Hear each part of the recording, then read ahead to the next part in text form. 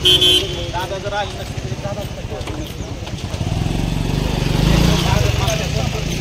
त्याच्या साईडला जर आवाज येतोय, परंतु विविध पक्ष संघटनेकडनं मात्र निवेदनाचा आंदोलनाचा भडीमार चालू आहे. याबद्दल आपलं मत काय? भारतीय जनता पार्टीचे नेते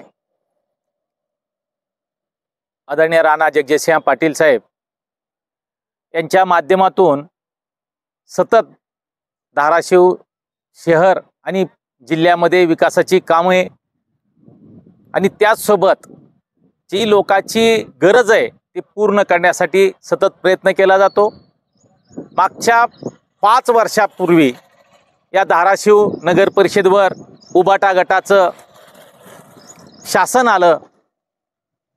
आमदार शिवसेना उबाटा गटाचा, खासदार शिवसेना उबाटा गटाचा आणि नगराध्यक्षही उबाटा गटाचा, असं खऱ्या अर्थानं तिन्ही सत्ता उबाटा गटाकडे गेले असता या शहराची अक्षरशः विकासाच्या कामाच्या बाबतीत सर्व बाबतीत धुळधाण झाली.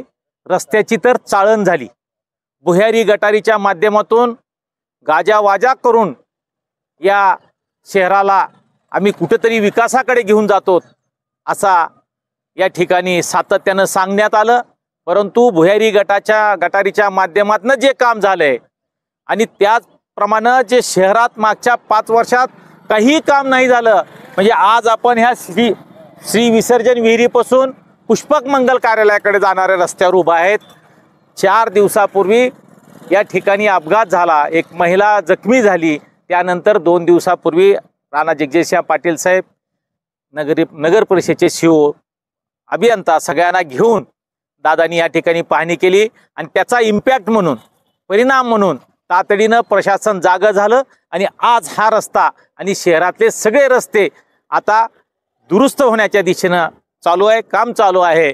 परंतु काम चालू झालं रे झालं की उजनीचं पाणी येत असताना, पीक विम्याचे पैसे गावात येत असताना आलेले कळले की नौटंकी करायची, काहीतरी आंदोलन करायचं, अशा प्रकारे लोकांचं लक्ष वेधून घ्यायचं. खरं पाप कुणाचं आहे? 5 वर्षात कुणाचं सरकार होतं? कोण नगराध्यक्ष होता? कोण आमदार होता? कोण खासदार होतं? आज जी धाराशिवची जी अवस्था झाली आहे त्याला सर्वस्वी जबाबदार उबाटा गटाचे हे सगळे नेते आहेत. आपलं पाप झाकण्यासाठी ही नौटंकी चालू आहे. आदरणीय दादांचे मनापासून धन्यवाद. या परिसरातल्या जनतेच्या वतीनंही धन्यवाद, धाराशिवकरांच्या वतीनं धन्यवाद की तुम्ही प्रशासनाला जागेवर आणून जिल्ह्याच्या आणि शहराच्या या रस्त्याची अवस्था चांगली करायसाठी प्रयत्न करत आहात. धन्यवाद.